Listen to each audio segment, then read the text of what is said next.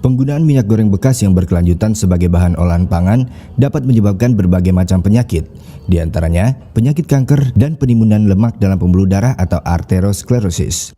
Selain itu, selama penggorengan akan terbentuk senyawa acrolein yang bersifat racun dan menimbulkan gatal pada tenggorokan. Sebagai salah satu wujud penanggulangan dampaknya bagi masyarakat, pemerintah bersama Caritas Switzerland bekerjasama membangun instalasi pengolahan minyak goreng bekas menjadi biodiesel. Pada Senin 18 Februari 2013, diselenggarakan peresmian gedung minyak jelantah menjadi biodiesel yang bertempat di Jalan Kargosari 4X Denpasar. Menurut standarisasi kesehatan, minyak goreng sebaiknya tidak dipergunakan berulang kali karena membuat komposisi kimia minyak tersebut meningkat apabila dilihat dari bilangan asam dan peroksidanya, dan juga menghasilkan senyawa karsinogenik yang terjadi selama proses penggorengan. Minyak dengan kondisi ini umumnya dikenal dengan nama minyak jelantah atau waste cooking oil. Masalah pembuangan limbah minyak jelantah belum ditangani dengan cara sistematis. Di hotel dan restoran, akumulasi jumlah minyak yang dihasilkan berjumlah 20 hingga 50 liter per minggu per 100 tamu. Seringkali limbah minyak jelantah dibuang bersama dengan air limbah atau diisikan ke dalam tabung dan kemudian dibuang bersama limbah padat.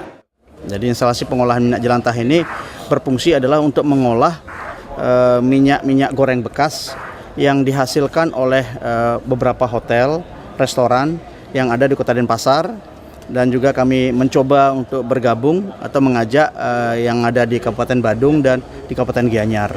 Nah, dari puluhan yang sudah bergabung, kalau tidak salah sini sekitar 140 hotel yang sekaligus kami undang, mereka sudah bergabung dan ada yang sudah menyerahkan minyaknya kepada kami di sini.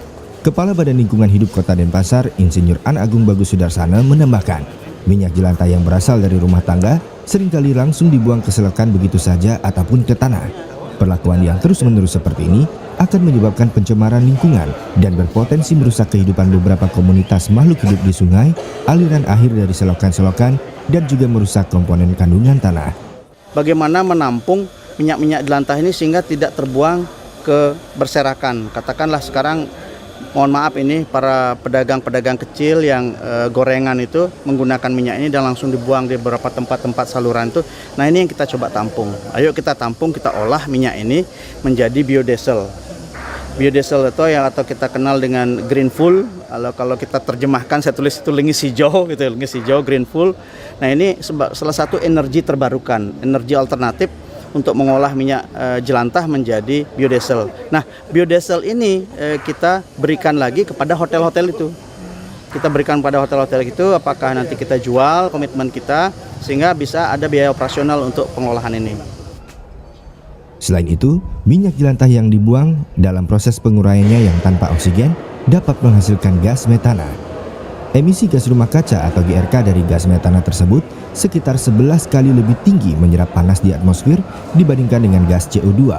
Secara langsung, gas metana berkontribusi pada pemanasan global, di mana efeknya sudah kita lihat atau kita rasakan sekarang seperti bencana banjir, iklim yang tidak menentu, dan secara langsung bisa mempengaruhi ketersediaan pangan dan tingkat kesejahteraan masyarakat pada umumnya.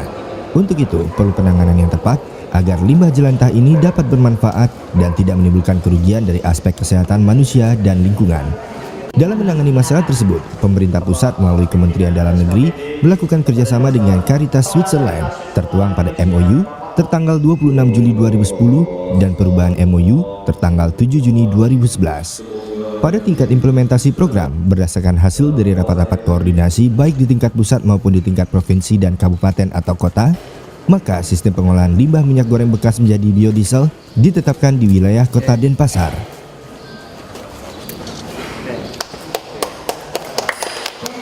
Selanjutnya, pada tingkat implementasi, menurut Peraturan Menteri Dalam Negeri tentang Rekanan Lembaga Asing Non-Pemerintah Pasal 5D, kerjasama yang sebagaimana dimaksud dalam Pasal 2 dituangkan dalam bentuk Rencana Kerja Tahunan atau RKT. Rencana Kerja tahun 2012 yang dibuat antara pemerintah Kota Denpasar dengan Caritas Switzerland telah ditandatangani pada tanggal 22 Juni 2012 oleh Wali Kota Denpasar dan Kepala Perwakilan Caritas Switzerland di Indonesia, Thorsten Rekesul. Untuk RKT tahun 2013, kegiatan difokuskan pada upaya memfasilitasi kerjasama dengan hotel dan restoran serta stakeholders untuk berpartisipasi dalam program ini. Juga pembangunan sistem yang berkelanjutan standarisasi mutu biodiesel, serta memastikan manajemen pengelolaan agar dapat selalu berjalan dengan baik. Jelas dia karena dari segi lingkungan dan sumbangan kepada emisinya itu kecil Pak, dibandingkan dengan solar ya. Menghasilkan CO2-nya lebih rendah dari solar. Yang kedua, dia kan tidak ambil dari minyak fosil Pak. Dia dari limbah yang kita olah menjadi bahan bakar yang berguna. Ya, kalau tanya timbal balik itu memang sulit kita ceritakan karena ini program sosial ya, tanpa melihat profit ya. Yang penting masyarakat sehat, lingkungannya baik. Kalau dua ini bagus ya, pariwisata kita menjadi lebih terjaga untuk masa depan berjangka panjang. Kita harapkan ini dari Caritas target minimal 10 tahun mereka dampingi. Kita harapkan sepanjang mungkin kalau sistem ini berjalan, sepanjang mungkin ini jalan terus ya. Kecuali orang tidak mau pakai bahan bakar solar lagi atau mungkin semua pakai tenaga matahari ya.